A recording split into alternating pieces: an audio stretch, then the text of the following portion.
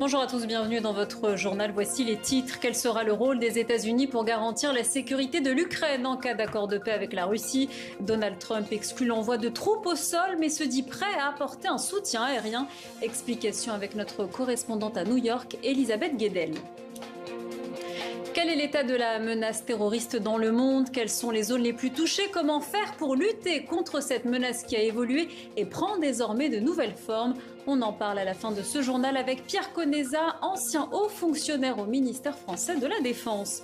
Et puis le bilan continue de s'alourdir au Pakistan après la mousson meurtrière dans le nord du pays. Depuis jeudi dernier, au moins 400 personnes sont mortes. Les opérations de secours se poursuivent pour tenter de retrouver les disparus qui se comptent par dizaines. Reportage à la fin de ce journal. Quelles seront les garanties de sécurité pour l'Ukraine en cas d'accord de paix avec Moscou? Les chefs d'état-major des 32 armées de l'OTAN doivent se réunir en visioconférence ce mercredi. Donald Trump, lui, se dit prêt à apporter son soutien. Mais sous quelle forme? Les précisions avec Séraphine Charpentier. Parmi les retombées des discussions menées à la Maison-Blanche entre les présidents américains, ukrainiens et européens, elle est peut-être la plus grande avancée. Une garantie de sécurité offerte à l'Ukraine en cas d'accord de paix. Son objectif, éviter toute nouvelle invasion russe sur le territoire ukrainien. En quoi consisterait-elle? Mardi, le président américain a parlé d'un possible soutien militaire aérien américain à Kiev. En matière de sécurité, les pays européens sont prêts à envoyer des troupes au sol.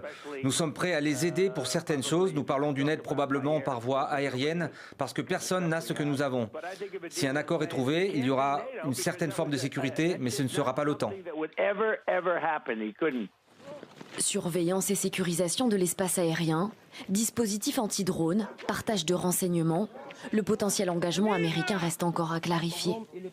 Pour les convaincre, Kiev serait prête à acheter pour près de 90 milliards d'équipements militaires américains, du matériel financé par l'Union européenne.